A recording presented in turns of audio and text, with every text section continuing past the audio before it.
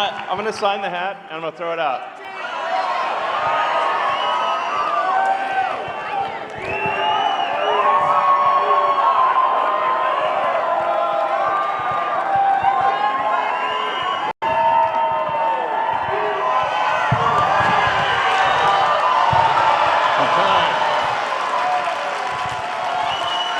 All right.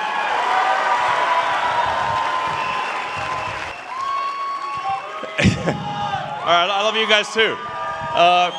So with that, I think we can do Q&A if you guys would like to do some Q&A. And I'm happy to answer any questions. It could be, about DOGE or whatever you'd like to hear about. Because I think if you ask questions that the public would be interested in hearing, then those snippets will go all over the place, and it will be helpful to the public, at large, and maybe even beyond our country. So let's see. Yeah, go ahead. We can just start over there. As AI continues to get smarter, won't it inevitably see through its creators' propaganda? Yeah, the question is, as AI gets smarter, will it see through its creators' propaganda? I hope so. I think you can sort of think of an AI as it is somewhat nurtured by its creator.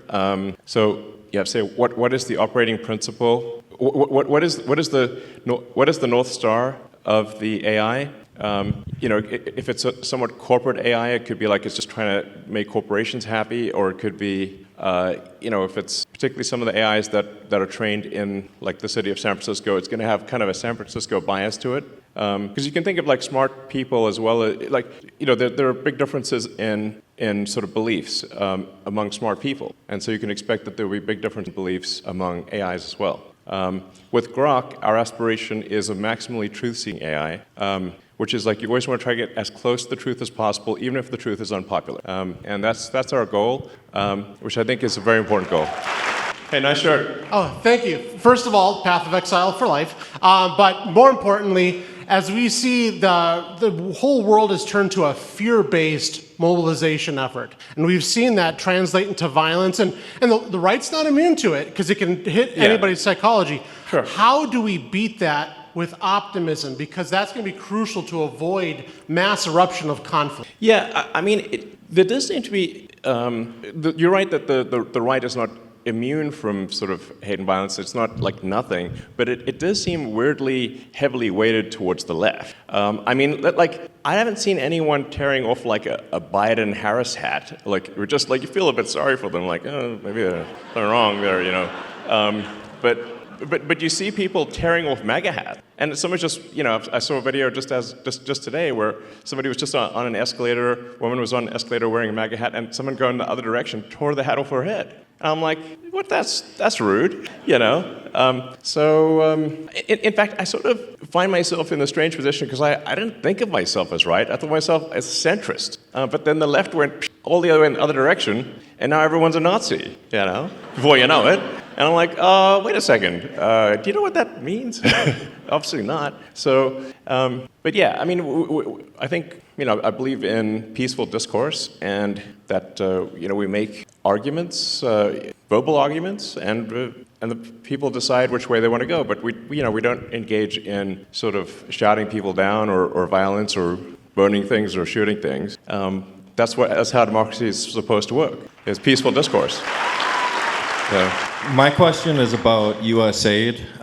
Has the DOGE team found any evidence that any of the radical left Democrats like Maxine Waters, Adam Schiff, Chuck Schumer have received money directly from USAID? And if so, will we be hearing about that evidence anytime soon? Yeah, so there is a massive amount of corruption, but it is circuitous. So what happens is there's money that, obviously it's your taxpayer money, that is then sent to various government organizations who then send it to NGOs, which an NGO is a non-governmental organization, but obviously if it's a government-funded non-governmental organization, it's just an organization, it's just a government. And effectively there's a giant fraud loophole, which is that the government can send money to an NGO that is then no longer governed by the laws of the United States. So they'll send the money overseas to one NGO, then it'll go through a bunch of them, and then I'm highly confident that a bunch of that money then comes back to the United States and lands in the pockets of the people you just mentioned. But it is a circuitous route.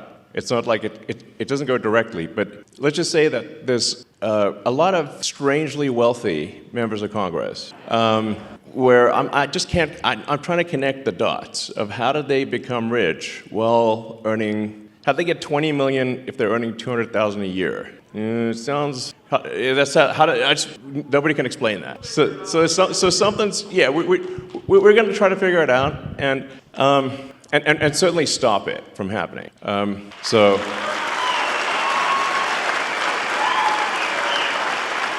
Yeah. I mean, just in general, the whole NGO scam is just crazy, it's blown my mind really. Yeah. Most of us here are aware of social media censorship, and I know you're keenly aware of it. Thank you for turning around X. Awesome. Welcome.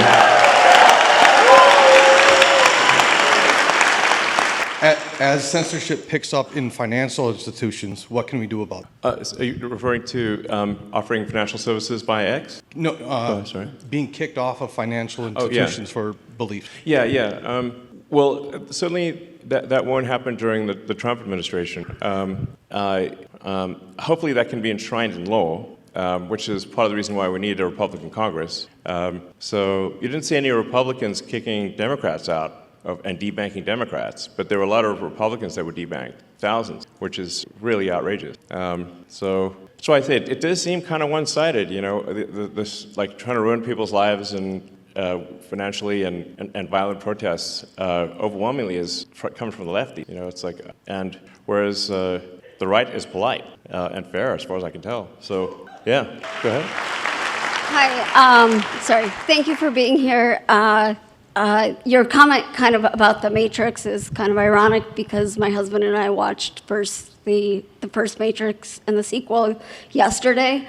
My question is, when so much of social media nowadays, whether it be X or YouTube or whatever, is kind of curated to like a person's particular beliefs, or even where we have protesters that show up to town halls or potentially are paid, how does America kind of come together? And it used to be where you could have a conversation and have discourse like you discussed, right, and still be friends even if you disagreed with kind of some of their statements. When you talk about knocking on doors, like to different people's house, like one kind of fear that I have is like, even if you talk to somebody, everybody has their own sets of beliefs and their own truths. So I guess how do you get through that? Yeah, well, I think what we saw there for quite a while was that all of the legacy media and all of the new social media were in lockstep together. And they were all parroting the same left-wing talking points. And they were suppressing any dissent and any so-called right-wing or frankly even centrist views. And with that's why I felt it was critical to acquire Twitter, now X, in order to enable that dialogue. So it's certainly a step in the right direction, and I think you've seen now, once X was willing to break ranks and not censor Republicans, then you saw others also start to move in that direction. It looks like, for example, Facebook and Meta, yeah, certainly Mark Zuckerberg has stated that they will be doing sort of community notes based on the community notes of the X platform, and as opposed to having sort of far left censorship bureau, the sort of the woke Stasi essentially reviewing things. So that's a step in the right direction. There's maybe some hope for the CNNs of the world. There's like with Scott being on there, he's great. He's like. I'm sort of hopeful that things that are moving in the direction where different points of view are espoused on or heard on legacy media and social media. So I guess maybe I'm actually a little bit optimistic about the future. On the X platform, we don't prioritize, one side or the other. We try to be as fair as possible, and I will reply to prominent Democrats even if they sort of say terrible things about me. So it's like, yeah, we should have this discourse.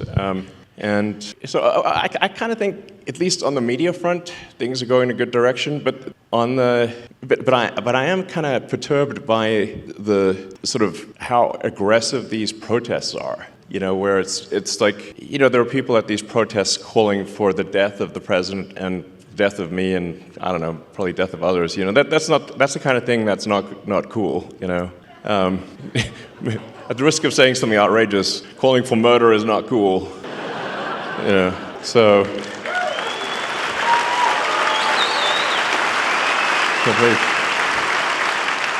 Thanks for coming, Elon. I'm a teacher by trade. I have gone through the 4-year bachelor degree to teach the nation's youth going forward. On that, I'm kind of curious. What was that like? I got an English degree, man. At the end of the day, unless you want to hire me, that's about that's about all I can do. Sure.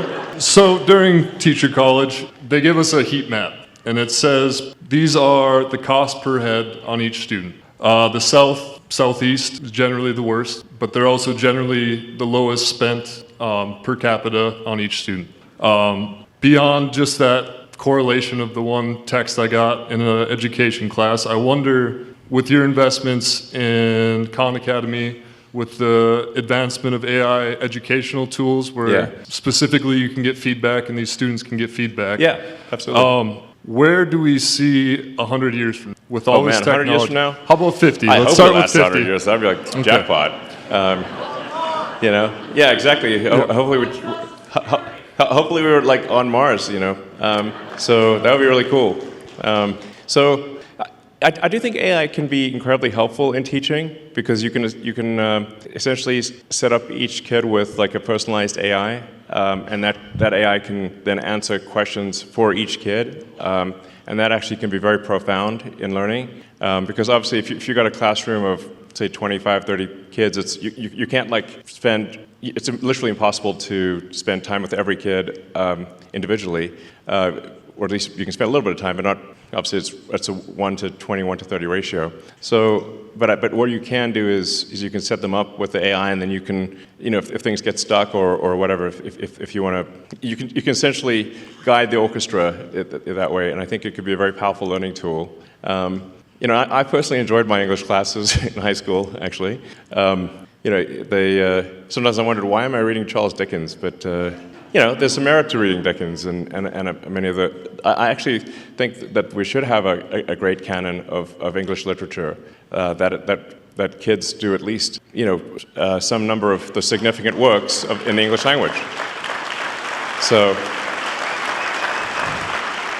I mean, it seems like very obvious to me, but And another thing with regard to teaching is that I think teaching is a very important profession. If you look at the expenditures, there's a very big rise in the number of administrators, but not a very big rise in the number of teachers. And so that's really the big factor, which is we should have more actual teachers. I believe in paying teachers well and having a lot of teachers, but we should say, why do we have so many administrators or non-teachers?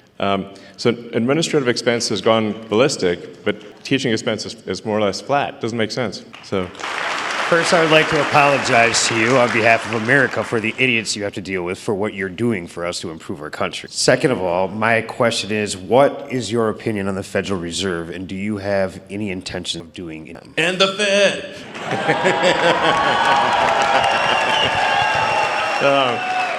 Yeah. I don't know. I always wanted to say that, But I mean, I think there's like 20,000 people that work at the Fed. Seems pretty high. It's like there's a lot of people that work at the Fed, and it seems like, why do we have so many people at the Fed, and what do they do? And sometimes I wonder which one would win. The federal for interest rates, the board of the Federal Reserve, or a Magic 8-Ball. And I'm like, I think the Magic 8-Ball might win. So then I'm like, well, Magic 8-Ball is a lot cheaper. So, it's like you shake it says, check back again later. I'm like, okay. Same thing. But I think what really matters is that government spending is not far in excess of government revenue. That's a fundamental issue that we have, where we have a deficit of $2 trillion, and we have interest payments that now exceed the entire budget of the military. In fact, that was a big wake-up call for me, was when the amount of money that we pay in national debt interest exceeded the Defense Department budget. I'm like, Defense Department budget is very big, and interest is higher than that and climbing. That's a disaster. So the very simple, straightforward goal of the DOGE team is to get rid of waste and fraud. It's mostly waste. Or depending on how, I'd say it's probably 80% waste, 20% fraud, something like that. But it's $1 trillion, so that's still a lot. And it's got to be.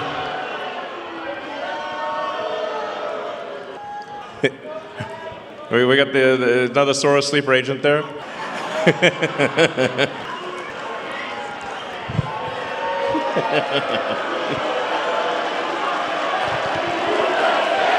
USA, USA, USA, USA.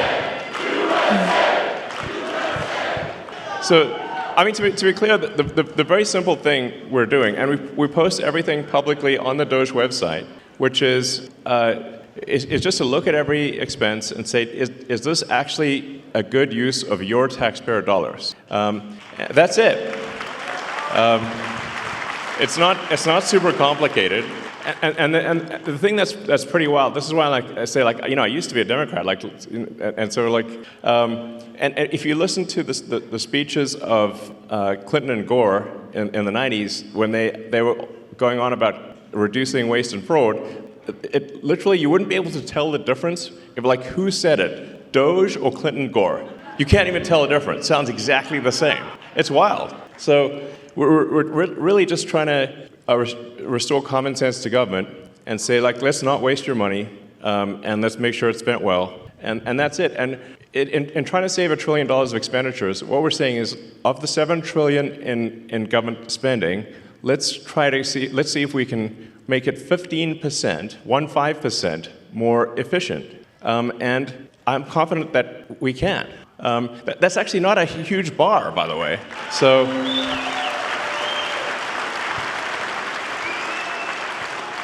And when you see the crazy things that the government is spending money on, you can see a list of some of them. So I don't know if we should be spending money on transgender comic books in Peru. That doesn't seem like an ideal thing to spend your money on. Why would we do that? If somebody in Peru wants to do that of their own accord, that's fine. But it shouldn't be your money that does it. So it just we shouldn't be paying rent on empty buildings. If I do think there is a role for government, but we just need to make sure we're just going through and saying and doing what I would call an excellent and necessary and reasonably trusted review of organizations and personnel. So is this person doing a good job? Great. Is the role necessary? If so, that's good. And are they reasonably trusted, meaning they're not a psycho? We're not talking about political affiliation, just that they're not crazy. What's wrong with that? I'm sounds super normal to me. So that's it. Now,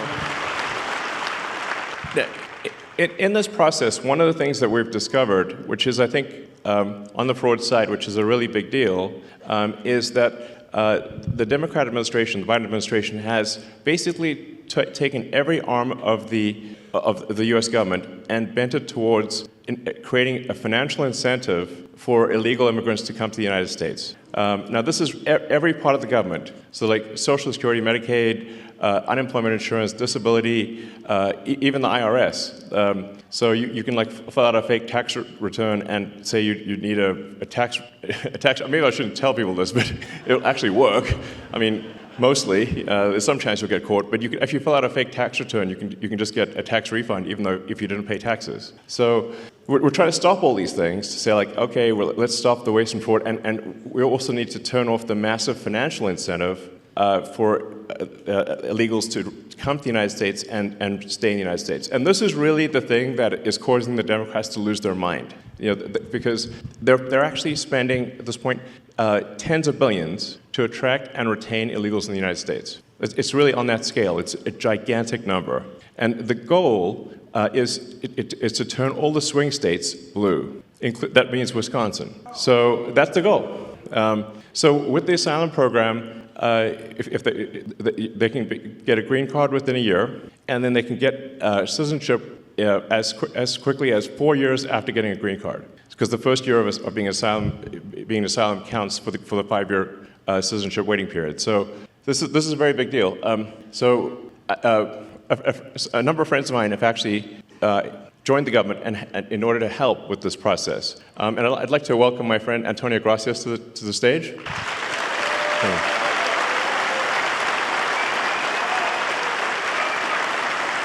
I think so. Let's see, does it work? I can give you mine. Does it work? It'll be okay. I mean, Buzz Aldrin's still alive, and he went past the belts. It'll work. Is this working? Yeah, it's on now, yeah. There you go. So, Antonio, can you tell us what you... Antonio is helping out with the Social Security. So just trying to review Social Security, where you may have heard that we found 20 million dead people marked as alive in the Social Security database. This is so crazy. And then you'll notice there's a strange trend here where how many Social Security numbers were issued. Do you want to? Yeah. So let me tell you what happened here. We started at the top of the system. You want to talk about a lot of it? We started at the top of the system, mapping the whole system of Social Security to understand where all the fraud was. And there's a lot of great people there that showed us really a lot of waste. And so that came up with a big list of stuff that we're working on. You've heard some of that already. But this is what jumped out at us. When we saw these numbers, we were like, what is this? In 21, you see 270,000 people, goes all the way to 2.1 million in 24. These are non-citizens that are getting Social Security numbers. Yeah, this is a mind-blowing chart. Yeah, this literally blew us away. Like, we went there to find fraud, and we found this by accident. And this isn't political, by the way. My parents are immigrants. This country's been great to us. My brother and sister all born in Spain. I'm pro-legal immigration. This is not political. This is not political. This is about America and the future of America. And there are a lot of good people in the system that pointed us in this direction. I want to honor them right now, that work in the government today, who took risks to show us these numbers and tell us what's going on. Yeah. So I want to stop for a minute. I want to honor those people today. Very good people. Very good people. I have been from D.C. to Social Security offices to the border to track this down, and very good people have helped us along the way. I want to thank them. Yeah.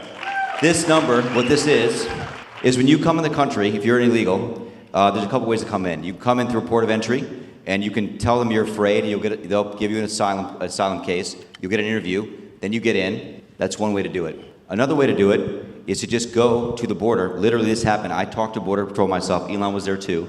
I went to Laredo, and I went to Bronzeville. Elon went to Eagle Pass. You walk up to a Border Patrol officer, and you tell them you want to come in. They have a couple of choices. They could charge you with a misdemeanor or a felony under 1325, or they can make it an administrative offense, like a parking ticket, basically.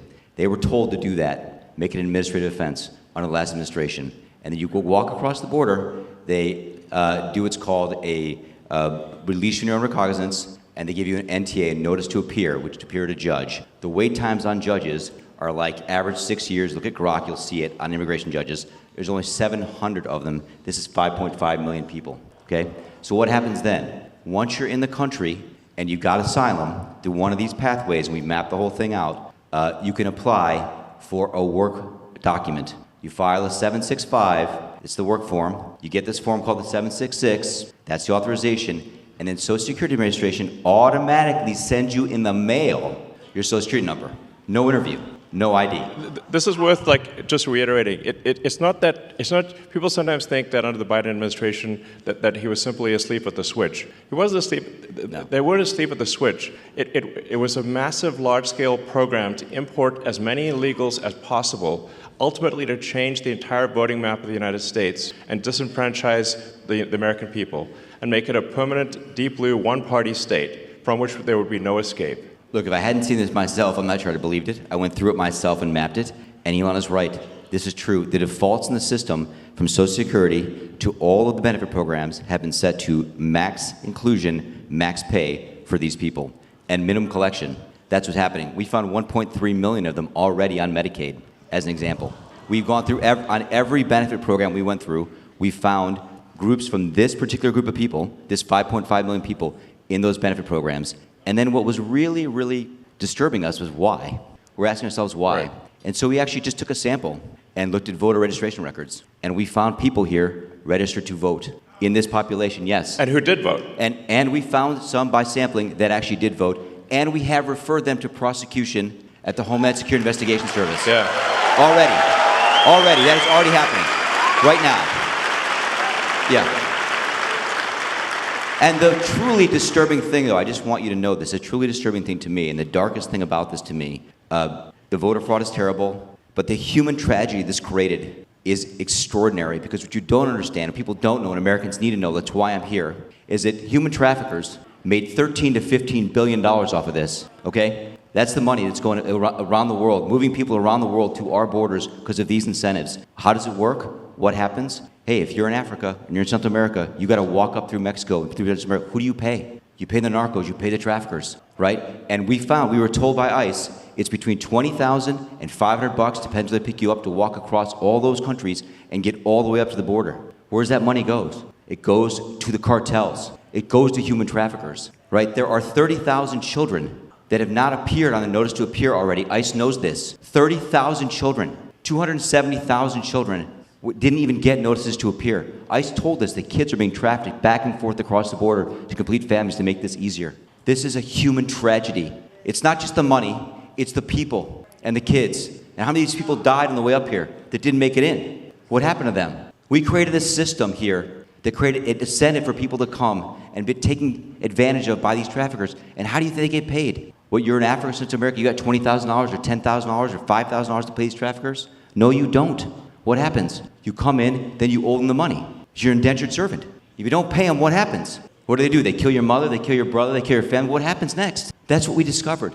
And I have to tell you, it's tragic to me. The tragedy, the human tragedy this created is extraordinary. That's the real problem. This is America. We don't do this here in America. Yeah. We don't do this here in America. People come here legally, and that's great. Elon came here legally. My parents came here legally. That's the way to do it. This is outrageous. Yeah, it's pretty wild. I mean, you can see, because there's still actually a lot of people out there, especially in the sort of center third of the country, that somehow think this is made up by the right, or it's like some fiction. It's not, that it's somehow not true, but it is absolutely true. And you can see that if you look at things like the state of New York, which tried to make it legal for illegal immigrants to vote in the state of New York. That was only shut down by the New York Supreme Court a few weeks ago. And California has made it health care available to all illegals in the state. And they initially claimed that it would only cost $3 billion. It's now $9 billion and climbing. So it's really, if you create a massive financial incentive for people to come to the United States illegally, then that's what they will do. It's a very sort of, it'd be strange, it'd be odd if that didn't happen. So the thing that actually has the Democrats losing their mind by far, the real reason for these attacks and sort of the burning of the cars and everything is that we're going to turn off the payments to illegals. Yeah.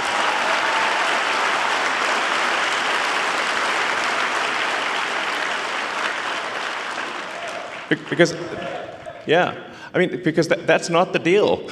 You know, it's simply not right. You know, if you look at that thing with the Roosevelt Hotel and the luxury hotels in New York, where the Federal Emergency Management Agency funds were being used to house illegals in luxury hotels in New York that the average American can't afford. And they were giving a welcome package and $10,000 debit cards and everything else. Like, it's super real. I mean, I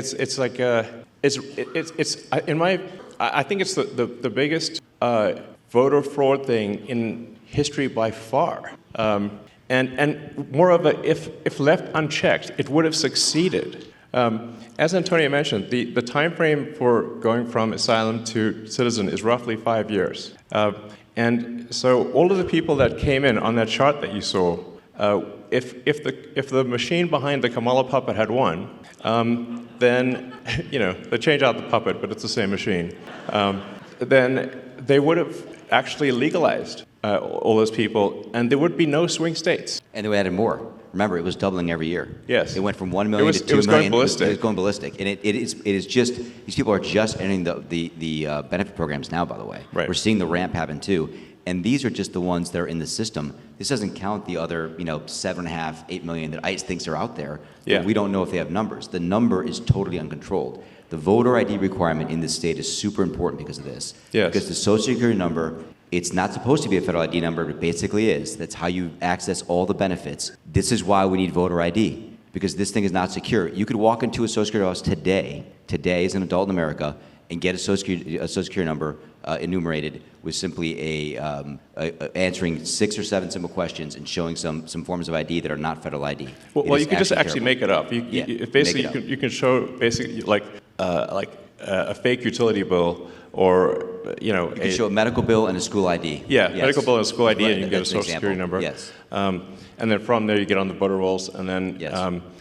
basically Dem operatives will farm the vote. Yes. The problem with this obviously is that if you turn the swing states blue, then there are no swing states, and then we're in a permanent one-party system. And as soon as they win that, they'll have the House, the Senate, the presidency, they'll pack the Supreme Court, then they'll double down on the illegals, just like California. So we've already seen this happen in California. California is supermajority Dem. So, but at least California is held back by the fact that people can move out of state.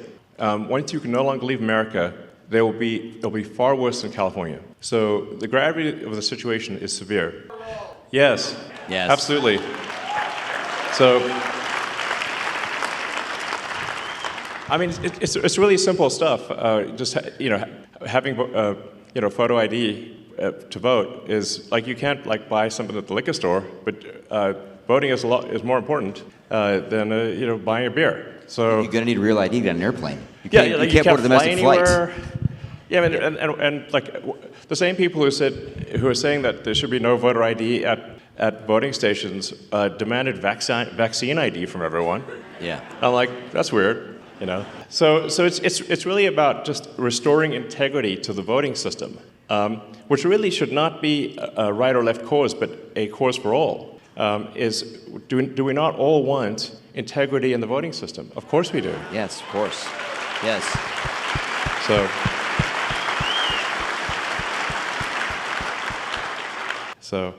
Well, you're welcome to hang out and see. Maybe there's some questions people. Let's see. We'll go. Hi, Elon. I also am a teacher. I was a teacher in Colorado for 8 years, high school Spanish. But I moved here last year and got to vote in Wisconsin, where my vote actually mattered, and I'm so glad. That was amazing that we got Trump elected. Yeah. And I was listening to, I believe it was Patrick Bet-David. He called this perfectly, where he said, when Trump gets elected, he's going to go from enemy number one to Elon's going to be number one. And for the reason, I mean, he only has a couple years left, and we've all seen the left go after you and make you number one enemy. And just walking in here, we heard Nazis suck. There's all this horrible thing. And just on a serious note, I just want to let you know, my wife and I pray for you at night. Thank you. For your safety.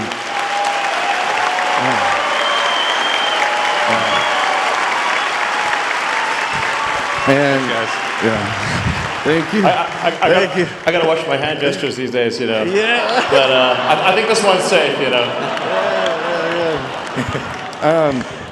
It's like can't wave to the crowd. You know what'll happen. And I've been a fan of yours for like a decade, and I've been a walking Tesla ad to anybody who talks to me. even though I never had a Tesla until I came to Wisconsin too, and it's 10 years old, but it's the best Model S I've ever had. Thank you. It's incredible. Thank you. But I just wanted to ask you if it would be okay. I brought my dad with me. He's a pastor, and I just thought if it's okay with you, I would love for him to say a prayer for you as well, for your protection. Sure. Thank you.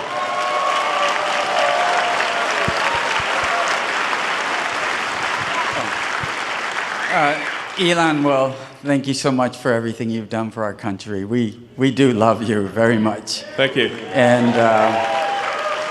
And as a pastor, but just as a person, right? And even if I wasn't a Christian, and I know not everyone here is a Christian, but I think there's quite a few of you here and who are. Either way, we love all people. That's not the issue. The issue is fairness, what you're talking about. The issue being just, and the justice being a weapon instead of lawfare, instead of actually just, and all this corruption you're talking about. And that's a bad spirit, if you want to say it that way, putting it nicely. It's something evil that has come against our country, our morals, our families, etc. And then you and the president and others getting attacked with this outrage and this hate. So if you would, allow me to pray. Thank you. If you'd all who want to, please join me, bow our heads and pray. Gracious Heavenly Father, we are thankful for our country. We are thankful that God does bless America and that God is the source of all goodness, love, and provision, and that you, Lord God, have provided a great nation with a great history. And although we've gone through many rough times, you're still very present and active with us. Thank you for protecting President Trump from that fatal attack. And we ask that you envelop and protect all of those who are fighting for justice, for freedom, for order, for dignity, and to reward people according to merit, and especially put your hedge of protection around Elon Musk, around his children, around his whole entire family, and all of his team members, that all would do good and just by our country, and freedom truly and justice would reign once again. We ask this in the name of the blessed Savior, Jesus Christ, who we remember during this time of year, who suffered and died for our sins. May you wash away all that is wrong with our country and start with us. We ask this in Jesus' name. Amen. Amen. Thank you.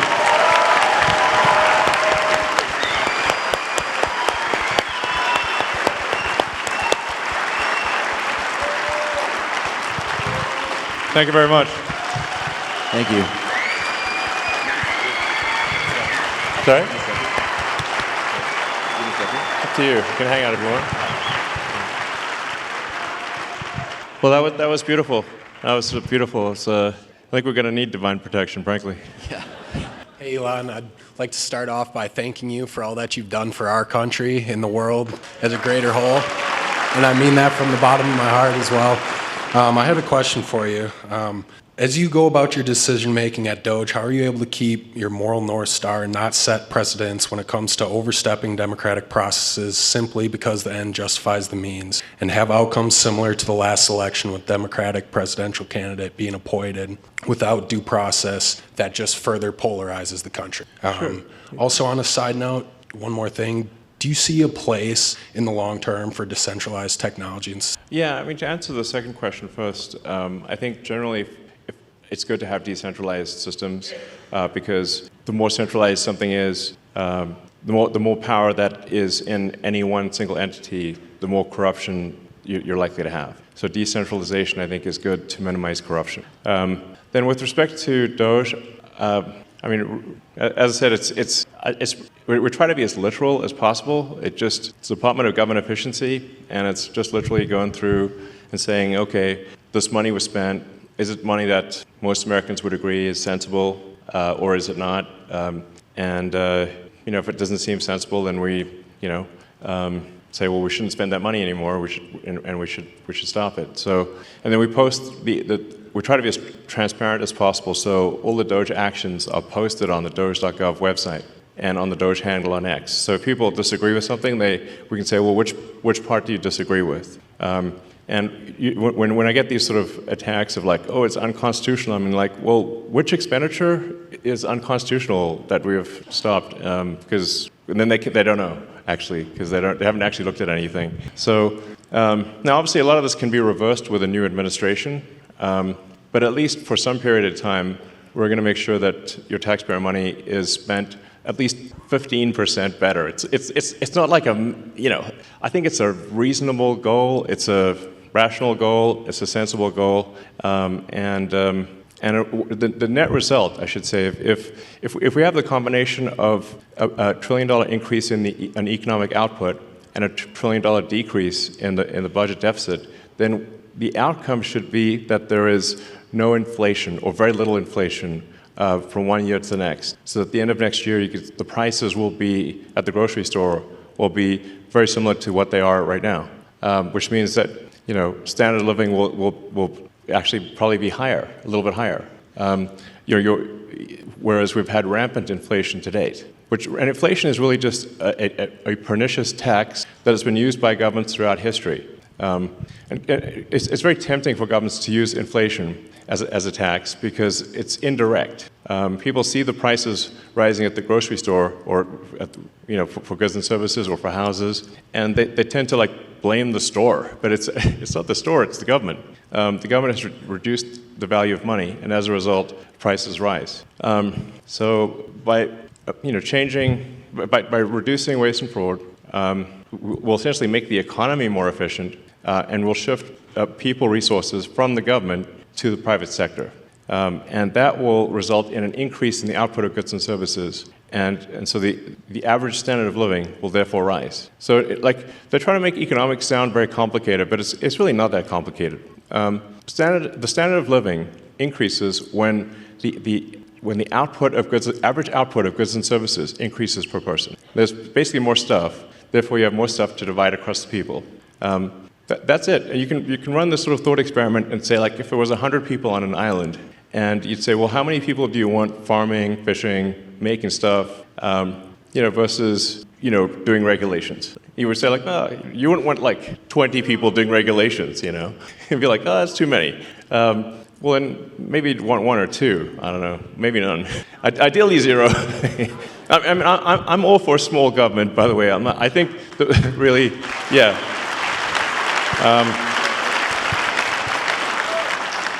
When the United States was formed, there were only you had the Secretary of State, the Secretary of War, which I think is a more accurate name than Defense, but it was Secretary of War for a long time, and you had the Secretary of the Treasury, and you had the Attorney General. That was it. And if it were entirely up to me, I'd be like, let's make it like that again. Yeah. Howdy, gentlemen. I've got a quick question regarding government and transparency. Do you think Dogecoin may ever be used, or the Dogecoin blockchain to be used for maximum transparency? Well, the names are similar, but they're doing two very different things. In fact, I was going to call it the Government Efficiency Commission, but that's a super boring name. And then the internet said, no, it needs to be called the Department of Government Efficiency. I was like, well, the internet is right. So we changed the name from Government Efficiency Commission to Department of Government Efficiency. But there are no plans for the government to use Dogecoin or anything, as far as I know. So that they happen to be similar names, but really we're just literally trying to make the government 15% more efficient. It's kind of like most of the work that's being done it's kind of like homework. It's not like it's just work, frankly, it's like washing the dishes. It's not like, it's a lot of it's not super fun work. It's just, going through and looking at every expense and saying, why does this department have 10 times more software licenses than people? That doesn't make sense. Why is the government spending $10 million a year on Politico subscriptions? That doesn't make sense. There's just one thing after another like that. It's things that are just kind of kind of boring. It's like a ton of boring stuff. Like you do hear about like the sort of weird stuff that makes the headlines, but most of the costs that are being cut are just very basic, boring things. It's like homework at scale is what I'd call the Department of Government Efficiency. Can I add something? Yeah, This question about transparency. I'm really selling it here. I would say the principles that Elon has set out for DOGE they begin with truth. Truth. Find the truth. Number one, find the truth. Why? Because the government's gotten so big that actually the people don't even know what's there. They don't know the source of truth. So these licenses, it's not like people bought these licenses because they're bad people and they wanted to pay Microsoft. They just kept buying licenses because Microsoft gets down on them. I mean, it's that strange. And we don't want to pick on Microsoft. It's like every software company, by the way. Any software company. Pick software company X. They bought these licenses because they just thought they should buy more licenses. There's more people coming in and there's no one there. People aren't coming back to the office, right? It's just finding truth. The number one principle is truth, and then transparency is number two, I think, on the list, right? So find the truth, make it public, make it transparent. And number three is, man, do it fast, make it efficient, and be urgent. Yeah. Those are the principles that Elon's put in the DOGE.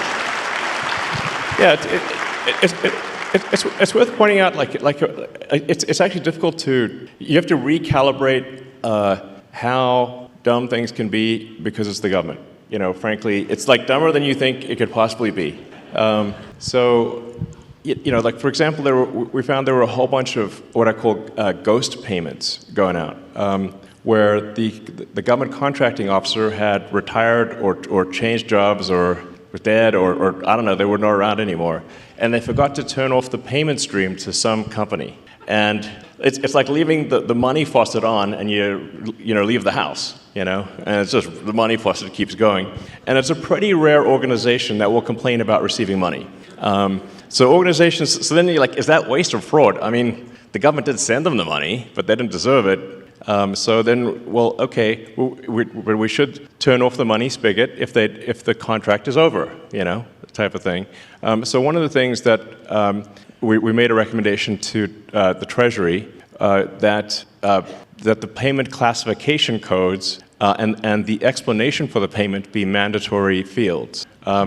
So just have a name attached. So we could just ask the person who approved the payment, is this payment a good payment? Does this make sense? This is the kind of thing that is normal in for individuals and for companies, but that was not the case.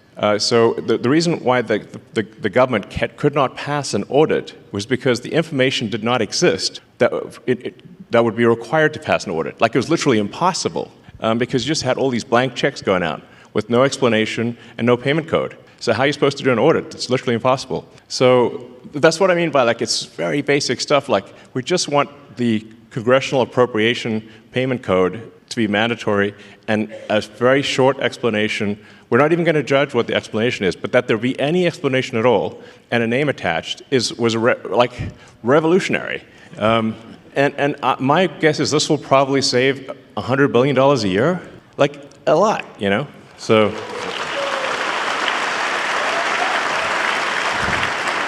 Maybe I can tell a little story from Social Security Administration that people might like to hear too, which is, Sorry? At Social Security Administration, they have passed their audit actually. They've got, I don't know, about 100 material deficiencies, but they passed their audit. When we looked at the balance sheet, we found that $800 million had fallen off the balance sheet last year. $800 million. What do you mean it fell off the balance sheet? It's exactly the question I asked, Elon. Thank you. Where did it fall to? My friend. Exactly. Where did it fall to? So I asked the auditors to come in. It's like a comedy sketch, exactly, a comedy routine here. Where did it go? Exactly. But wait, where did it go? Exactly. So here's what happened. I asked the auditors to come in. I won't give the name of the auditors. Come on in. And I asked the audit partner myself, what does fell off the balance sheet mean? Is that a gap term or non-gap term? I've been doing so. I don't know. What does it mean? Well, the payment plans, because under the last administration, you could pay if you got overpaid on Social Security, like if you were getting SSI or a disability and they paid you too much money, you got a job, it didn't tell them, they paid you too much money, they dropped that payment plan to $10 a month max. So the payment plans went out past the system date. So if I remember correctly, it was 2047. Payment plans out past system date. When it went past the system date, literally, it fell off the system. Okay. It disappeared. and the officers were supposed to, the technicians were supposed to put notes in the system that this was going to be collected. The notes were so bad, the auditors concluded this could not be collected, and we literally lost $800 million. Gone. Okay. And I said to the auditor, how could that possibly be? And she said, well, it's not really material. It's a $1.5 trillion program. I said, well, it's material if it's your money. Is it in the computer? It's not in the computer. It fell off the computer. Is it in the computer, it like disappeared Zoolander, from you the know? computer. It's Literally. in the computer. Disappeared. $800 million just disappeared. I mean, it's crazy. So there's it's one nutty thing after another like that. It's I mean, it's crazy. Anyway, we're just trying to basically fix the computers so that we know what the heck's going on. It's just like, please. And like I said, being fully transparent with the American people, so you know exactly what's going on, and just making sure that anyway, money is not wasteful or fraudulent. One interesting statistic was that 40% of the calls into Social Security were fraudulent. Like meaning that it was someone trying to get a Social Security payment that was going to a senior to go to instead to go to a fraud ring. So that was almost half of the phone calls were fraudulent. Probably the other half were people asking, what happened to my Social Security? This is true, actually. Like, hey, where did what happened? This is bananas. Yeah, I mean, we found this, actually, the people there at Social Security knew this was going on, and they had been complaining about it for a long time, and no one fixed it. And these were mostly criminal rings outside the country, in other places in the world that are jamming up the phone systems, calling in, using just these six simple security questions, because you can actually, this was how crazy it was, you could change your direct deposit information at Social Security by simply answering 6 questions on the phone, like your mother's maiden name, your date of birth, etc. Like stuff you can find on the internet. Easily found on the dark web. That's why it was so easy. It was a huge exploitation, super open door. The bank vault was open, and the criminals ran right in and took the money, and they took it away from our seniors. Mm-hmm.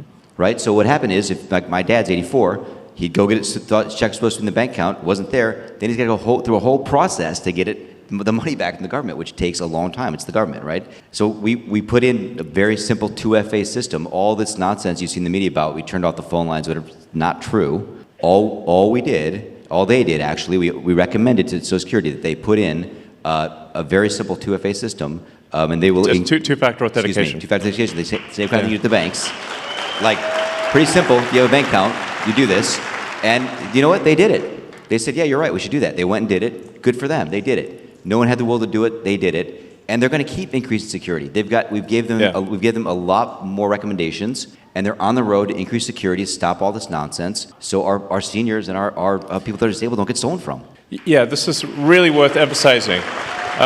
Because, the radical left are saying that, like, somehow we're stealing Social Security. Like, first of all, I don't need the money, okay? In fact, it's costing me a lot to be in this job. You had, like, Tim Walz dancing on stage showing a chart of Tesla stock, which is a really awful thing for him to do, because what they're trying to do is put massive pressure on me and Tesla, I guess, to I don't know, stop doing this. But it's my Tesla stock and the stock of everyone who holds Tesla went roughly in half. I mean, it's a big deal. So not only am I not getting I'm not getting paid, definitely not stealing money, and would never get away with it. But the value of my Tesla stock is in half. So this is a very expensive job, is what I'm saying. But I think it's you're welcome.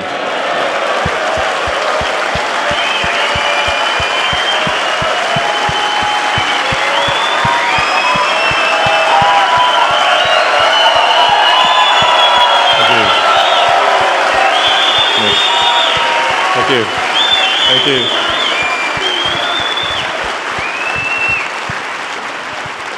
Thank you very much, guys. But long term, I think Tesla stock's going to do fine. Maybe it's a buying opportunity.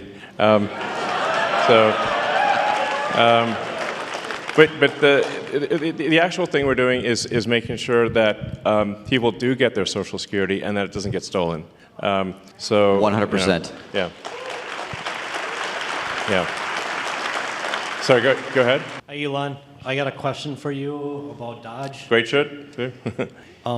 Everybody in this room has got a bunch of money sitting in a bunch of little boxes in a bunch of different states. And it turned into crickets when you brought it up online that you were going to go check our gold. And I'm worried about the Democrats and Joe Biden's last administration with the money not being there. Did you get blocked, or are you still able to go check that? Sorry, I'm not sure I understand exactly what you're referring to. Fort Knox. Oh, Fort Knox. Oh, yeah, right. Oh, yeah. Well, that's up to the president, of course. But I think it would be, I think it would be awesome to live stream Fort Knox. You know, I mean, that would be really fun. And after all, it is actually the gold of the American people. So the American people should, it seems to me, have a right to see their gold. You know, hopefully it looks really cool. You know, you open the doors, like, is it there? Like, is that really gold? Let's check. You know, so maybe it'll be really interesting. I'm all for it. The president says he's interested in doing it, so hopefully that happens. So, all right. Good evening, Mr. Musk. How are you? Good. How's it going? Good. My name is Vito Gabriel. I'm 18 years old. This is my first election that I'll be voting in. So, great. Very exciting. Oh, actually, that reminds me. So it is actually possible to both register to vote on Tuesday. If someone has not registered to vote, they can register to vote in Wisconsin, and they can vote the same day. Yes. So even if somebody's not a registered voter, you can do everything on Tuesday. So, a bit of backstory. When I was younger, 8 years old to be exact, my father put me to work in my family's restaurant. And it led me to want to start my own business and to be successful just like you. And in my opinion, you're one of the most successful businessmen to ever live. And so, what advice would you give to young entrepreneurs who want to start their own businesses and give back to this great country? Well, sure. Well, it is very hard to start a business and have it succeed. You know, it is true that most businesses that start do not succeed. So, I mean, I guess I'd really just say, you know, if there's a product or service that you think is really needed, then you go out and you make that product, or you produce that service, offer that service, and try to be as useful as possible, really.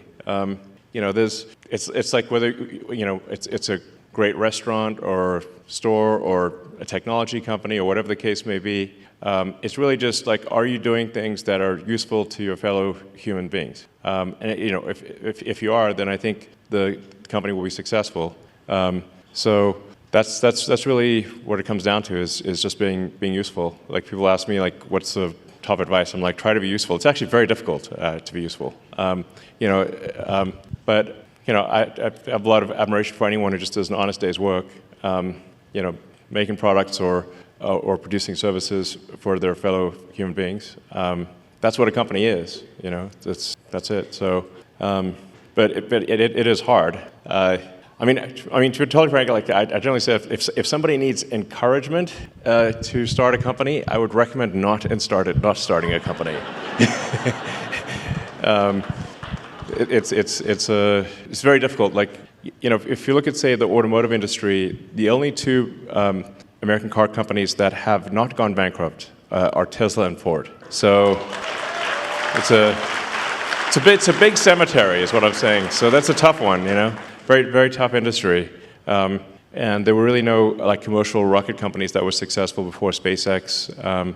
It's generally very difficult to make the value of the output exceed the cost of the input. And that's really what defines a successful business. And profit is really the difference between the value of the output and the cost of the input. That's what profit is. But it's like shockingly hard to make the output more valuable than the input. That's what I found. Yeah, so, all right. Hi, Elon. Thank you so much for being here. Would you agree with me that the economic illiteracy in this country is staggering? That people don't understand how close we are for the ship of America to going over the fiscal cliff? Yeah. Yes. Most people, actually, I think a lot of people don't know what a national debt is. Like, how did this national debt come about, and how come there's all this money that somehow we owed, but we didn't sign up to owing this money. But there's, it's over $30 trillion of national debt, and that doesn't count future obligations. That's just, then it doesn't count state and local debt. So it's a lot of money that the government has signed everyone in America up for. So there's, if we don't do something about it, then eventually there won't be any money for anything.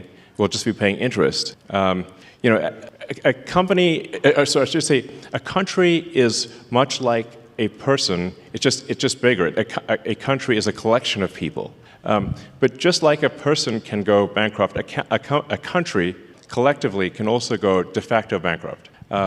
Essentially by diluting the currency to where it's worthless. And that's where we're headed unless we are, take immediate and dramatic action with respect to government spending. We're in deep trouble, basically. You've seen this in places like Venezuela. Yeah, exactly.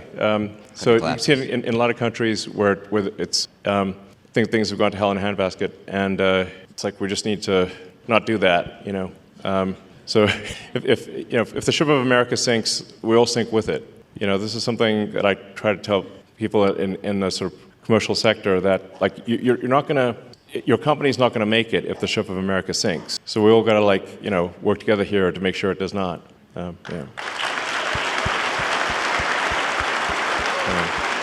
Antonio, feel free to ad-lib as you wish. Right. Sure. This is the only place left to go. It's great. Right, exactly. I don't think we can run off to some other country and be okay. It's America. I will die in America. I'm not going anywhere. I will too. I mean, I might go to Mars, but that will be part of America. Yeah. Hi, Elon. Thank you so much for taking the time out of your busy schedule to be here today with us in Green Bay, Wisconsin. Yeah. Woo. I just want to say that DOGE's findings demonstrate to the American people that the government clearly does not care about our hard-earned tax dollars. I'm only 26, but I can imagine it's frustrating for people who have worked their entire lives to see their tax dollars going to fraud, waste, and abuse. And you alone have contributed so much money to our government via taxes, so thank you. You're welcome. But I'm sorry that your money's not being spent very well. You've clearly shown your leadership and team is capable of transforming our government into something better than what we see today. I just want to say I'm sure I'm not the only one who's wondering, but we know that DOGE has found quite a bit of money, and we would like to see some of that returned to the American people. Do you have any information on when DOGE checks would be written or sent out? Sure.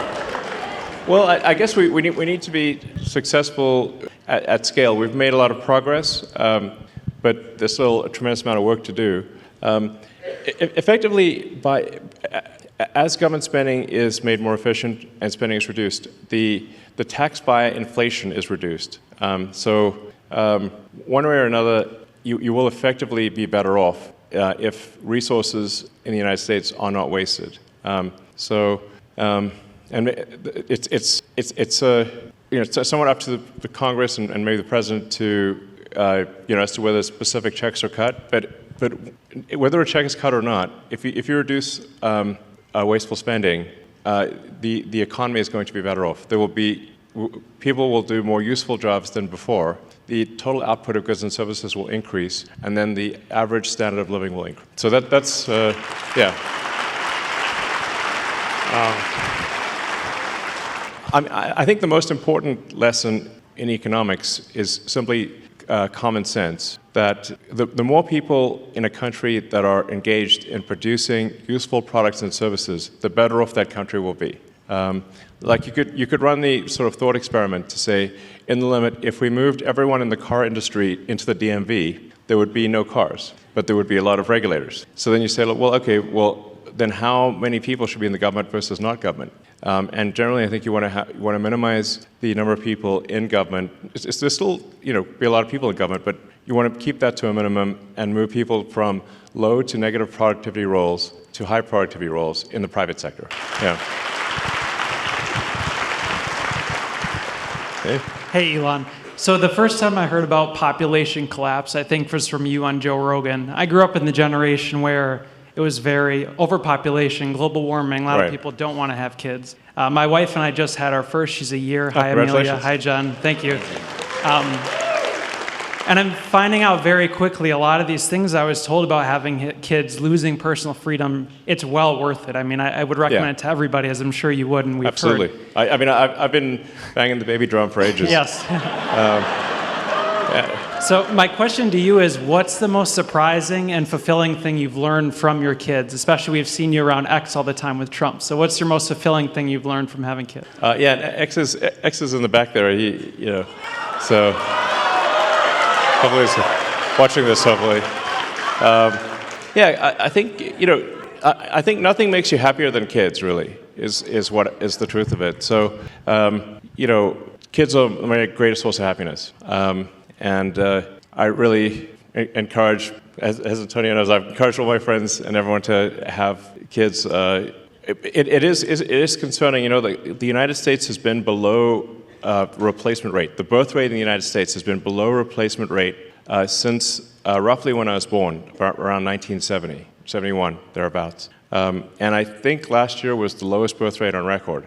It was very low.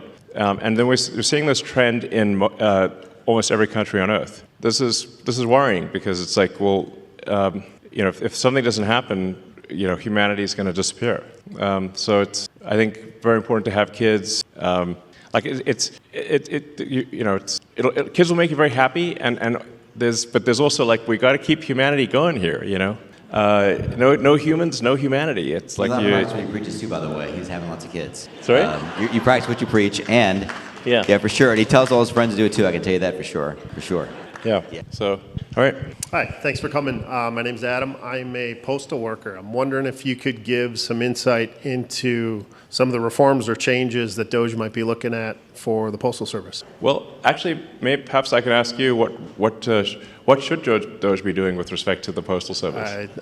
I'll write you a letter. Okay. I suspect you've seen that things are not entirely perfect in the Postal Service. Yeah. Yes.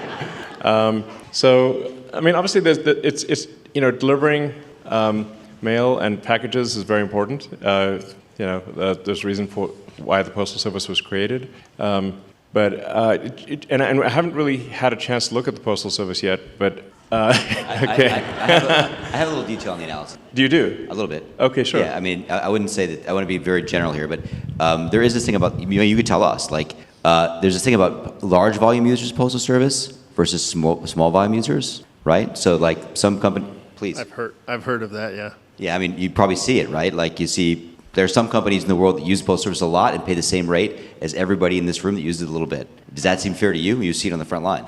I can't really say. Well, he can't say because he works there. Oh, you work there. Okay. Doesn't seem fair to me. I don't work there. So I mean, there's a bunch of questions about this people are asking that I think are interesting in the analysis. And when you look at the source of truth and the data and you make that transparent, I think it's going to be obvious what the right answers are. Yeah, it seems like some companies are not being charged the right amount for package delivery. And there's probably more administrative overhead than there should be. Would be some safe guesses, I suspect. Those are good guesses. Yeah, good guesses. All right. Yeah. Elon, how are you? Yo, good. Hey. How's it going? It's Adam, your #1 reply guy on X. And I'm here with Scott Presser. It's good to finally meet in person. Cool. So I'm glad you like a lot of my stuff. Yeah. You're constantly replying to my stuff, liking my stuff, and I love to create material because I'm a former Democrat myself, just like you. Yeah. And I want to help bring over moderate voters from the Democrat Party who are disenfranchised. Yeah. And I'd love to be able to create more content to help you out, to help us win more elections, to win the midterms for 2028, and on Sounds and so good. on. Would I be able to get a follow from your main because you follow me from your alt cyber gamer? Oh, I did. Okay. At this point, yeah, sure. I'll do that. Sure.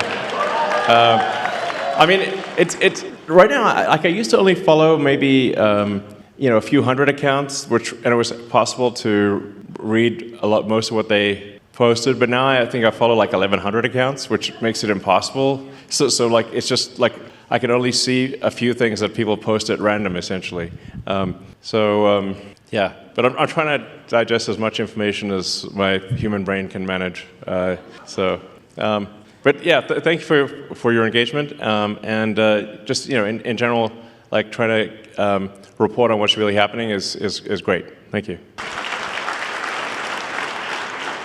Mr. Musk, thank you so much for being here and bringing attention to what's going on with our Supreme Court here. It's very important, and I think it would have gotten no attention, not even half of what it's getting now, if you hadn't stepped in for good or bad, the negative press and good press. We thank you for that. Exactly. Totally. I mean, obviously, for any kind of special election, is going to get a small fraction of the attention of say a presidential election, and then normally an election for a judge would not be that big of a deal. It just so happens that in this case it could decide the control of the U.S. House of Representatives, which is a huge deal.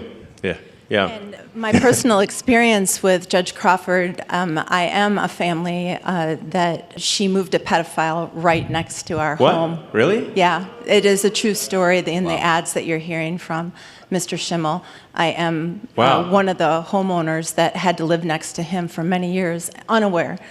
So the letter that I wrote to her, I'm sure, played into what we're experiencing now in family court. We're veterans 20 years. It just was not good for him. It was not good for me. And we're trying to work through our family court situation. But what we're realizing is the two strategies that they use are indoctrination or intimidation.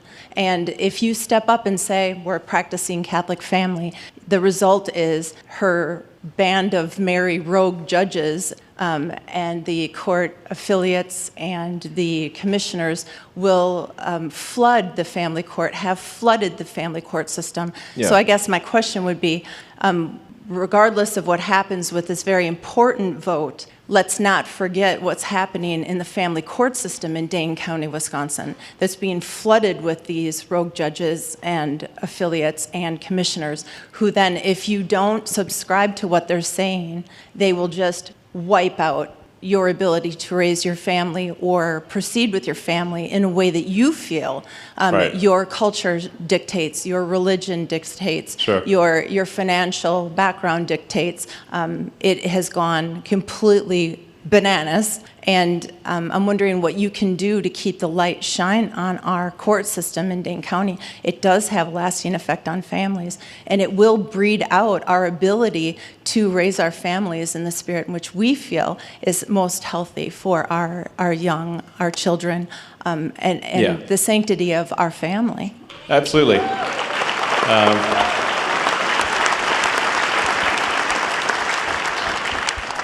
I think that's fundamental to life, liberty, and the pursuit of happiness, which is the foundation of America. That you should have control over your family, not the state. The state should not have control over your family. It's insane that people would think that. So we've had friends have to escape California because of this. Yeah. I mean, it's literally had to leave because the state tried to take their kids because they're imposing the state's values on the kids, and they literally had to leave overnight. More than one friend, we've had the story. Really? Really?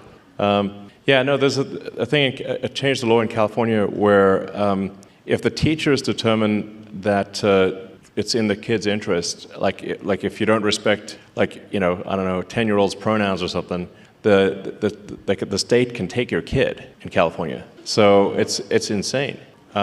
It's state forced indoctrination, and if you don't match their whatever the state wants, then they can take your kid in California. It's a big deal.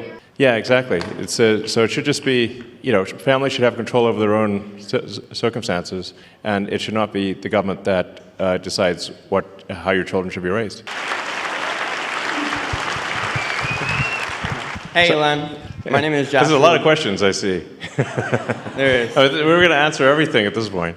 So, I'm sorry. Please go ahead. Sorry, go ahead. Thank you for taking the questions, though. There's a lot of people I agree. So I was wondering, I noticed that there was a second Mechzilla being built at the Starbase. Are we going to go for a launch for the Artemis mission coming up? I mean, that's a very, very sort of space question.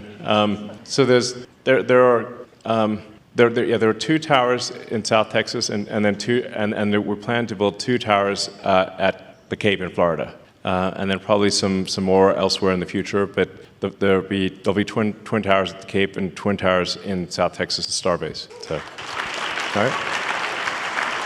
Hey, Elon. Good to meet you. Thank you for everything you're doing for the country and the world. Yeah, thank you. I have 2 questions. They asked me to keep it short. Sure. When do you envision solving blindness and bringing that to the masses where it'll be for everyone? And the other is, is Robotaxi on schedule? Yeah. Well, there's certainly a wide range of questions tonight. Yes. So for Neuralink, we've actually had Neuralink has had in monkeys a working device we call BlindSight. Where it's been working well, and monkeys are healthy for a few years now. And we're hoping later this year to do our first device implant for human enabling someone who is completely blind to see. It's going to be low res at first, like Atari graphics, so I want to set expectations appropriately. So it'll start off with like very low res, but then over time, I think eventually the implant would enable vision that is like superhuman. So that'd be pretty cool. And then, things are currently on track to do unsupervised full self-driving in Austin in June.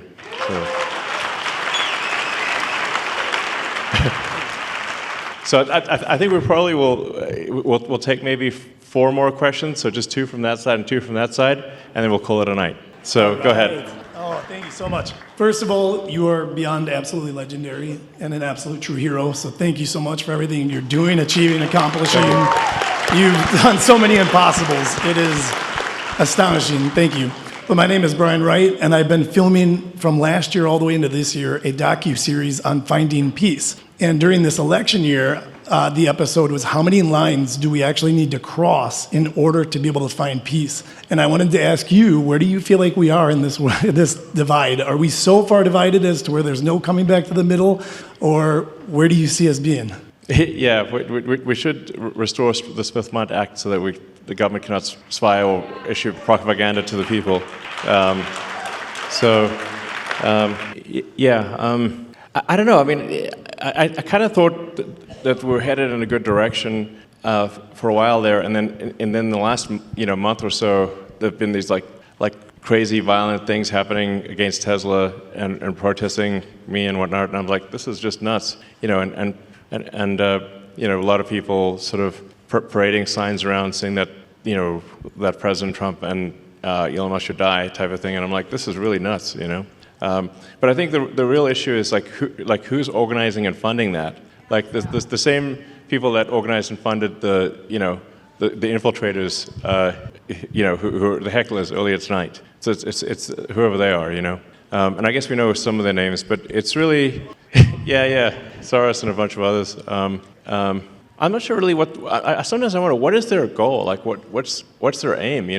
I guess, is it communism, I guess, is a part of it, or just, I don't know. Sometimes I wonder, have they thought through if let's say they got their goal, then what, So, I don't know. I'm hopeful that things calm down, that there's, that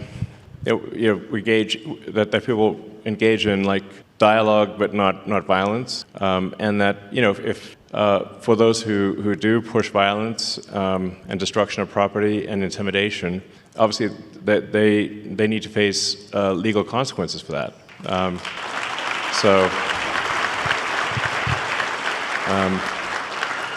the president has said that needs to happen. Obviously, if people are pushing violence and destruction of property, that is against the law, and they need to face the consequences. Yeah.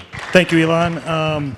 I constantly hear that the DOGE efforts are going to do things like take away Social Security payments and reduce other government payments like that. You've touched on it tonight, but can you state you've discussed this at length over the last few months, but can you talk again about how the DOGE efforts are actually going to affect things like the payments and other programs like that. Yeah, I guess it would be helpful because so I can just state it as crisply and clearly as possible that DOGE will absolutely ensure that people get their Social Security, make sure they get their Social Security, make sure they get their Medicaid, and will not be cutting any legitimate payments whatsoever. Crystal clear. I will just add to this. I've been there, working there, and I spent about the first 3 or 4 weeks of my time in the Woodlands actually working. 100% what Elon's saying is true. Nothing has happened on the ground that would impact the level of payments going to people that legitimately are owed those payments, period. A lot is going to happen to people that are stealing from the system. Yeah. They're not getting the payments. And you know who's screaming? They are. Because they're committing fraud. And we should take that away from them, because they're stealing from all of us in this room and our parents. And they're going to scream loud, and it's going to get louder. But thank you for asking that question, because it is something that, as obvious as it sounds, it's a great question, because we just need to be very crisp and clear. DOGE will make sure you get your Social Security. DOGE will make sure you get your Medicaid. There will be no cuts to legitimate payments whatsoever. I'd like to go last, if it's okay with the other gentleman. Would you like to go, sir? No. Please go. Thank you. Mr. Musk, thank you so much for coming to Wisconsin. I just want to thank you for calling out bad ideas on X. You do that like every 30 minutes, and if I don't see something, I'm like, wow, is Elon okay? Yeah. And we all know that ideas have consequences, and bad ideas have victims, and thank you for speaking up for victims. And a few nights ago when you spoke with Brett Baer, when you were being interviewed, and he asked you, what keeps you up at night? And like that other question, you answered, and you paused, and it was depopulation. And I was waiting for you to say, like, oh, the death threats against my life, or the national debt, but depopulation is depopulation is a really big deal. It's not on people's radar. Why is that? Well, I think we haven't yet evolved to deal with depopulation. You know, it's something we better evolve to deal with, or we're going to disappear. And once the depopulation ball starts rolling, you know, it seems to gather up speed. I mean, you can look at sort of cases like Korea and Japan, which are much further ahead or behind, depending on how you look at it. But like the population decline there is much worse. Japan is an absolute population decline, so they're losing about, I think, roughly 1 million people a year population, and that's going to accelerate. Korea has only a third replacement rate, which means that in 3 generations, the country will be 3 or 4% of its current size. Like basically, all that'll be left is a small portion of the capital city. And I keep waiting for the birth rate to turn around, but it doesn't. It seems like population collapse accelerates, and that's why I think it's a very serious matter. If you believe in humanity at all, you should care about this a lot. And then that's sort of, but that's a sort of long-term thing. In the short-term thing is that America needs to be financially solvent. That's what DOGE is about, trying to just make sure America is financially solvent. And then there's also the risks of AI. So we want to make sure that AI is maximally truth-seeking, and ideally has sort of values that most Americans would agree with. That it's a pro-human AI, that it wants to foster the future of humanity. Those are the things that I think about. So thanks. Elon, my name is Matt Haas, like Bonanza, Big Haas. I own and operate a small business here in the Fox Valley. And tomorrow I actually get the honor and the privilege to host Brad Schimmel at our shop, Springhetti Landscaping. Great. If anyone's in the valley, sounds good. Come down 4:30 tomorrow. We're having a shindig to have Brad stop by. He's going to come and give a little speech, get some. That's what this was about. Was Brad's election. Yes. And so I just wanted to say, in your opinion, what is Brad going to do for small business owners like myself? Well, I think he's going to help get the government off your back. So that's a big deal. for anyone that starts a business, it's like you used to just be able to open a store and not get like a zillion permits and licenses and everything. That's how America, you wanted to make a product, you just made the product. And you didn't have to satisfy a massive body of regulations and get permission from all sorts of agencies. So hopefully Justice Schimmel is, supports that and helps get the government off your back. All right. So let me finish by saying, obviously, yeah, DOGE at the state level will be cool. But just remember, the importance of the election on Tuesday is gigantic. It could decide the future of the House of Representatives. It could decide then the future of America and the future of the world. So it's absolutely critical that you need to just drag friends and family to vote on Tuesday for Justice Schimmel and for voter ID. So thank you guys. So. Thank you for coming out in support of this very important Supreme Court race in Wisconsin. It's actually something that I think it's one of those things that may seem like it's obviously important in the state of Wisconsin, but I think it could actually be important for the country as well, and maybe for the world. So the House majority right now is razor thin. It's really just a few seats. And if the Supreme Court is able to redraw the districts, they will gerrymander the districts and deprive Wisconsin of 2 House seats on the Republican side. Yeah, exactly. The result of that could be that the House switches to a Democratic House. Yes, indeed. And then they will try to stop all of the government reforms that we're doing, and we're getting done for you, the American people. So.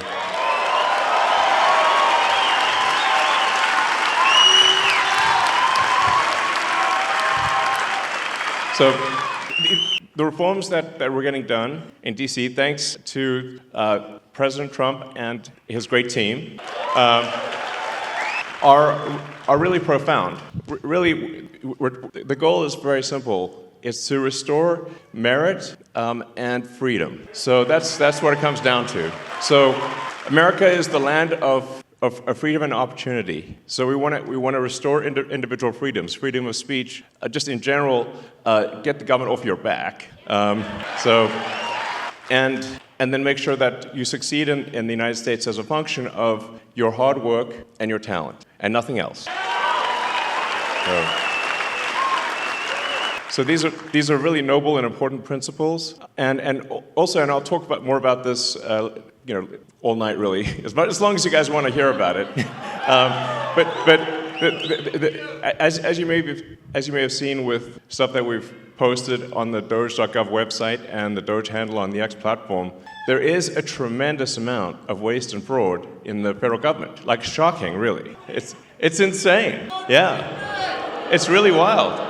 So, it was inevitable that at least a few Soros operatives would be in the audience.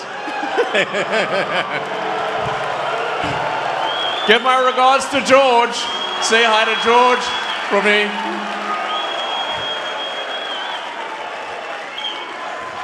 USA, USA, USA, USA.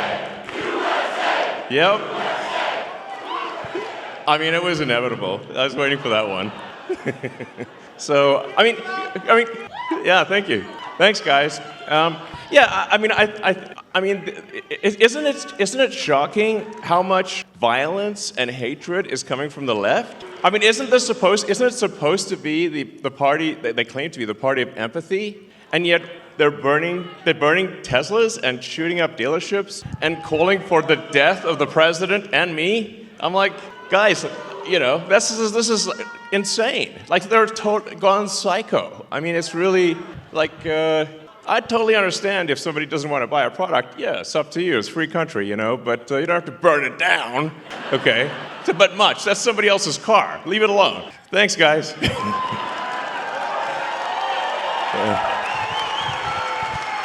Yeah, so, man, the derangement level on the left is it's blown my mind, frankly. I'm like, what is going on? They've just lost it next level. I'm like, it's like, whoa.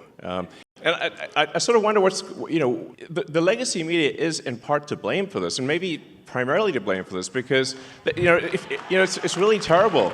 It's like, if they keep calling, they've obviously called President Trump every name in the book. I think there was one article that called the president worse than Hitler, Mussolini, and Stalin combined. And I'm like, actually, President Trump has not killed anyone. In fact, he's very good at stopping wars, not starting them.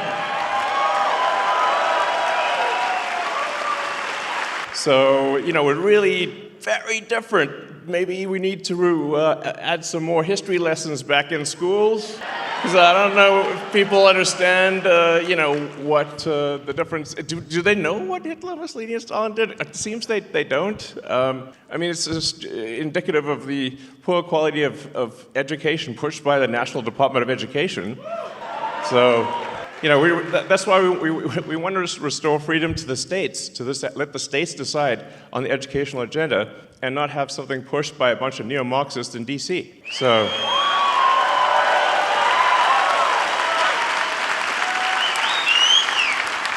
It is astounding how much anti-American propaganda is pushed on kids today in schools. It's mind-blowing. It's like, what the hell's going on, So, anyway.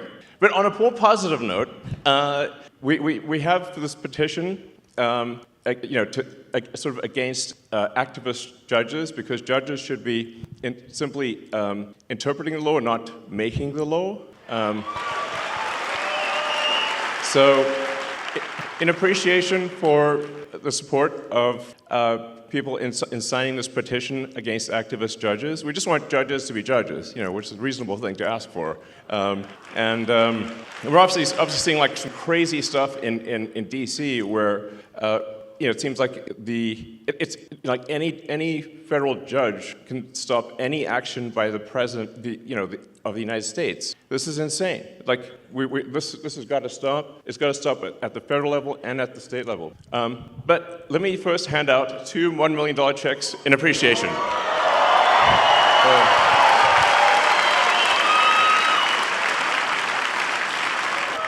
Okay, so the first check goes to Nicholas Jacobs.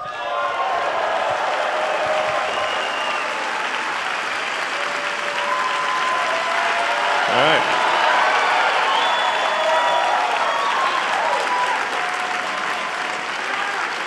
Now, I should say that the reason, the reason for the checks is that it's really just to get attention. It's like we need to get attention, and it's somewhat inevitably when I do these things, the sort of it causes the legacy media to like kind of lose their minds, and then they'll run it on every news channel. And I'm like, I couldn't pay them it would cost like 10 times more, or, to get the kind of coverage that we get. So, all right.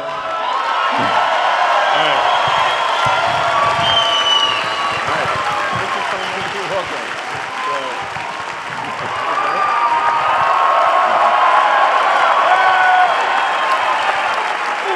Thank you. All right. All right. You can just, I guess, take it if you want. We'll get. I think we'll get you a real one too. So, and then the second one is to Ekaterina Diesler. Let's see. Hopefully here. So, well, and like I said, this is just helpful for getting attention, and then like it's kind of fun to see the legacy media lose their minds over it too. So. Love you too. So, yeah. So, let's see. Hello. Thank you. Congratulations. Thank you. All right.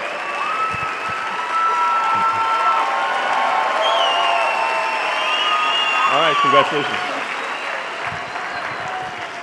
All right, so we're also going to be announcing, or we are announcing now, a program, sort of a Get Out the Vote program. That's the webpage should be going live, I think around now, which is at the America PAC website, or just go to the America PAC X account.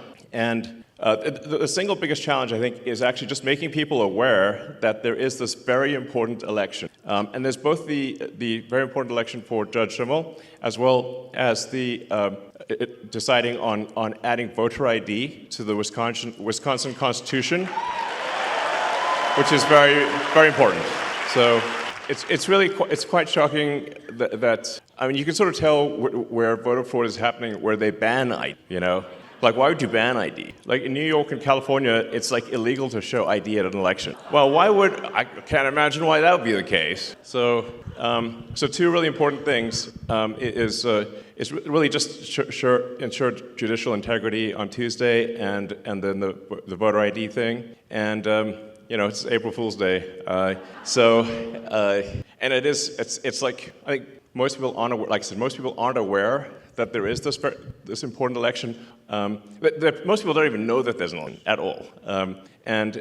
Or if they do, they aren't sure exactly when and where it is, and they aren't sure yet or they don't realize just how important it is. They think it's just, you know, some kind of judicial thing that's not that important. But it actually, what's happening on Tuesday is a vote for which party controls the U.S. House of Representatives. That is why it is so significant. And whichever party controls the House, you know, it to a significant degree controls the country, which then steers the course of Western civilization. So it's like, I feel like this is one of those things that may not seem that it's going to affect the entire destiny of humanity, but I think it will. Yeah. So it's a super big deal, and the fact that I'm here in person, like, I'm not phoning it in. I'm here in person. And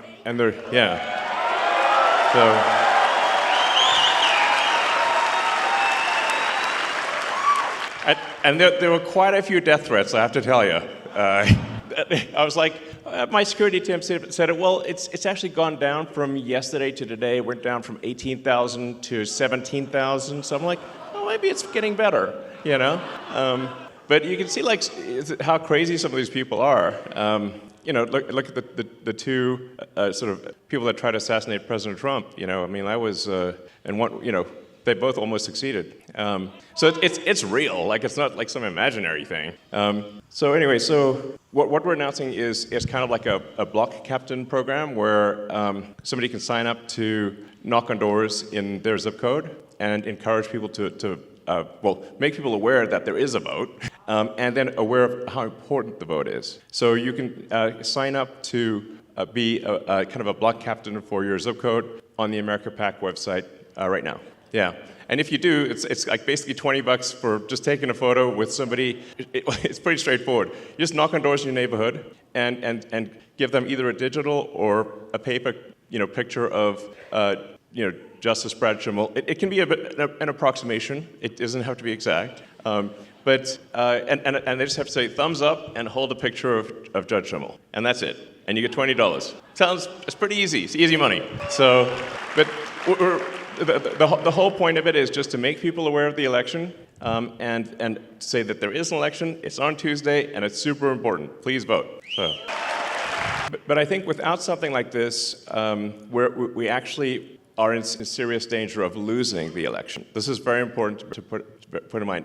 If you look at the betting market odds, so if you look at sort of the Poly market or Kalshi, like the betting markets, it varies between 85% and 90% probability of loss for Justice Schimmel. That's the current situation. So we got to pull a rabbit out of the hat next level. We actually got to have a steady stream of rabbits out of the hat, like it's an arc of rabbits flying through the air and landing in a voting booth. Interesting picture. Grok could probably make that picture. That's basically what's needed. Is we need to generate an anomaly in the matrix. And because I think there's currently the Dems are 100,000 votes ahead. But if the people that voted for President Trump simply vote on Tuesday, we will win. That's actually all it takes. Just vote. Boom. Done. Victory. So we basically need to dragnet the state. It's like everybody's gonna mobilize everywhere like crazy for the next 48 hours. And I think this will be important for the future of civilization. it's that significant. So you don't hear me saying that very often. It's a big deal. So vote for Super Judge Schimmel. I call him Super Judge Schimmel. So.